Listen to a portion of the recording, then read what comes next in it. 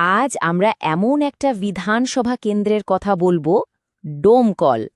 পশ্চিমবঙ্গের এই জায়গাটার রাজনীতিটা বেশ জটিল, জানেন তো? এখানকার মাটির সমস্যা, মানুষের আশা আকাঙ্ক্ষা সবকিছু মিলেমিশে একাকার। আমরা ডেটা দিয়ে এই জটটা খোলার চেষ্টা করব। দেখব শাসনের জন্য কোনো নতুন রাস্তা খুঁজে পাওয়া যায় কিনা। তো চলুন শুরু করা যাক। দেখুন, আমাদের এই পুরো বিশ্লেষণটা কয়েকটা ধাপে এগোবে। প্রথমে আমরা এখানকার মাটি আর ভোটের সম্পর্কটা বুঝব, তারপর সরাসরি শুনব এখানকার মানুষ কি বলছেন। এরপর দেখব ক্ষমতার ভেতরের ছবিটা কেমন, ভোটের প্যাটার্ন কিভাবে বদলাচ্ছে, আর সবশেষে এই সব সমস্যা থেকে বেরিয়ে আসার জন্য একটা ব্লুপ্রিন্ট বা নকশা নিয়েও কথা বলব। একদম শেষে থাকবে একটা বড় প্রশ্ন। তো প্রথমেই আসি একেবারে গোড়ার কথায়। কোনো জায়গার রাজনীতি বুঝতে গেলে আগে তো সেখানকার মাটি আর মানুষকে বুঝতে হবে, তাই না? আর দমকলের ক্ষেত্রে এর পরিচয়টা এর ভূগোলের সঙ্গেই একেবারে জড়িয়ে আছে। এই যে দেখছেন, ডোমকল মুর্শিদাবাদ জেলায়, একেবারে ভারত-বাংলাদেশ বর্ডারের কাছে। পুরো এলাকাটায় নদী দিয়ে ঘেরা, একটা নদী মাতৃক সমভূমি। এখানকার পলিমাটি একদিকে যেমন আশীর্বাদ, চাষবাসের জন্য দারুণ, তেমনি প্রতি বছর বন্যা এখানকার মানুষের জীবনের একটা অভিশাপও বটে। মানে অর্থনীতি থেকে শুরু করে রোজকার জীবনযাত্রা সবকিছুই এই বন্যা নিয়ন্ত্রণ করে। আচ্ছা, এবার যদি এখানকার জনসংখ্যার দিকে তাকাই, তাহলে দেখব এটা একটা মুসলিম প্রধান এলাকা। প্রায় ৯০.৭% মুসলিম আর ১০.২% মতো হিন্দু। এই যে ডেমোগ্রাফিক গঠন, এটা কিন্তু এখানকার রাজনীতির সমীকরণ বোঝার জন্য খুব জরুরি একটা পয়েন্ট। আর একটা জিনিস দেখুন, ২০২১-এর নির্বাচনে এখানে প্রায় ৮৫% ভোট পড়েছিল। ভাবা যায়? এই সংখ্যাটা কিন্তু অনেক কথা বলে। এটা পরিষ্কার দেখিয়ে দেয় যে ডোমকলের মানুষ রাজনৈতিকভাবে কতটা সচেতন আর সক্রিয়। তারা নিজেদের মতামত জানাতে পিছপা হন না। এটা একটা সুস্থ গণতন্ত্রের লক্ষণ, তাই না? তো এতক্ষণ তো আমরা ডেটা দেখলাম, এবার চলুন ডেটা জগৎ থেকে বেরিয়ে একদম মাটির কাছাকাছি যাই। বোঝার চেষ্টা করি ডোমকলের মানুষ, এখানকার ভোটাররা তারা আসলে কি বলছেন, তাদের মূল সমস্যাগুলো, অভিযোগগুলো ঠিক কি। শুধু একটা প্রশ্ন, টিএমসি এই গ্রামে কোনো চাকরি দিল না কেন? ভাবুন একবার। এই একটা সহজ প্রশ্নের মধ্যেই লুকিয়ে আছে এখানকার তরুণ প্রজন্মের সব হতাশা, সব ক্ষোভ। বোঝাই যাচ্ছে চাকরি বা কর্মসংস্থানের অভাবটাই এখানে সবচেয়ে বড় আর জ্বলন্ত সমস্যা। আর এই যে চাকরির অভাব, এর পেছনের কারণটা কি? একটা কঠিন সত্যি লুকিয়ে আছে এই সংখ্যাটার মধ্যে। ডোমকল ব্লকের সাক্ষরতার হার মাত্র ৫৫.৯%। শিক্ষার হার এত কম হলে উন্নয়ন আসবে কি করে? এটাই তো সবচেয়ে বড় বাধা। শুধু চাকরি নয়, সমস্যা আরও অনেক। অভিযোগের তালিকাটা বেশ লম্বা।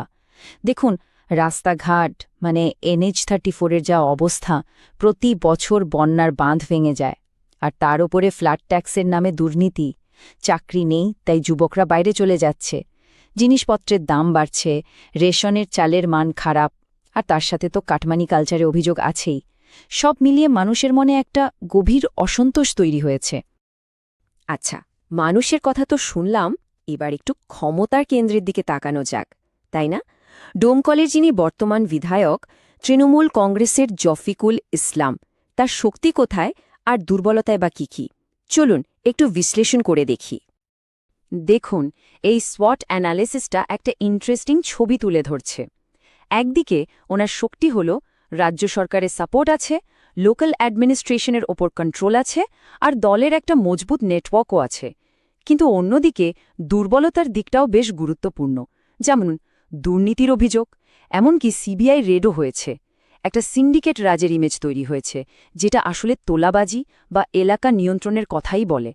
আর একটা বড় ব্যাপার হল হিন্দু সংখ্যালঘু ভোটারদের সঙ্গে ওনার যোগাযোগে একটা ঘাটতি রয়েছে।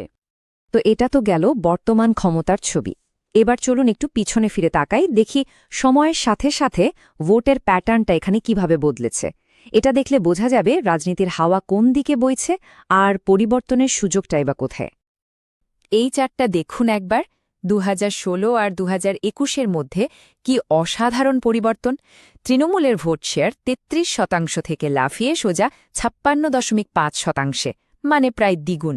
অন্যদিকে সিপিআইএম তাদের কোর ভোটটা ধরে রেখেছে, খুব বেশি হেরফের হয়নি, আর বিজেপির ভোট সামান্য বেড়েছে, মানে মাত্র 5 বছরে পুরো রাজনৈতিক সমীকরণটাই ওলটপালট হয়ে গেছে। এর থেকে কি বোঝা যাচ্ছে? বোঝা যাচ্ছে যে সিপিআইএম যারা দ্বিতীয় স্থানে আছে তারা তাদের মূল সমর্থনের ভিতটা এখনও ধরে রেখেছে। তাহলে বিরোধী দলগুলোর জন্য আসল সুযোগটা কোথায়? সুযোগটা হলো সেই সব হতাশ তরুণদের কাছে পৌঁছানো, আর সেই মানুষগুলোর কাছে যাওয়া যারা রোজকার অর্থনৈতিক সমস্যায় জেরবার হয়ে একটা পরিবর্তন খুঁজছেন। তো অনেক তো সমস্যা নিয়ে কথা হলো, এবার আসা যাক সমাধানের কথায়। কারণ শুধু সমস্যা খুঁজে বের করলেই তো হবে না, তাই না? এবার আমরা দেখব ডোমকলের এই মূল সমস্যাগুলো সমাধানের জন্য একটা ডেটা নির্ভর সুনির্দিষ্ট প্ল্যান বা ব্লুপ্রিন্ট কি হতে পারে। রিপোর্ট অনুযায়ী এখানকার অর্থনীতিকে চাঙ্গা করতে 3টে বড় পরিকাঠামোগত কাজের ওপর জোর দিতে হবে। 1. NH34কে আপগ্রেড করা। 2. জলঙ্গি নদীর বাঁধকে আরও মজবুত করা। আর 3. ডোমকলে একটা অ্যাগ্রো ফুড পার্ক তৈরি করা। প্রথমেই আসি NH34 এর কথায়। আনুমানিক 400 থেকে 500 কোটি টাকা লাগবে, আর সময় লাগবে 2 বছর। কিন্তু এর বদলে কি পাওয়া যাবে? যাতায়াতের সময় কমবে 30%, আর ব্যবসা বাণিজ্যে একটা নতুন জোয়ার আসবে। এরপর হল বাঁধ। মাত্র 1 বছরে প্রায় 150 কোটি টাকা খরচে এটা করা সম্ভব। আর এর ফলে কি হবে? প্রতি বছর যে প্রায় 50 কোটি টাকার ফসল বন্যায় নষ্ট হয় সেটা বেঁচে যাবে। এটা তো এখানকার কৃষকদের জন্য একটা লাইফলাইন হয়ে উঠতে পারে, তাই না? আর 3 নম্বর প্রজেক্টটা, এটা সরাসরি চাকরির সমস্যায় হাত দিচ্ছে। প্রায় 200 কোটি টাকা বিনিয়োগে একটা অ্যাগ্রো ফুড পার্ক, আর তার ফল প্রায় 5,000 স্থানীয় ছেলেমেয়ের চাকরি। ভাবুন, এটা শুধু কয়েকটা চাকরি নয়, এটা পুরো এলাকার অর্থনীতিকেই বদলে দেওয়ার ক্ষমতা রাখে। তো এই পুরো আলোচনার শেষে আমরা একটা বড় প্রশ্নের সামনে এসে দাঁড়াই। দেখুন, ব্যাপারটা শুধু কোনো একটা দলের জেতা হারার মধ্যে সীমাবদ্ধ থাকছে না। প্রশ্নটা উঠছে গভর্নেন্স বা শাসনের ধরন নিয়ে।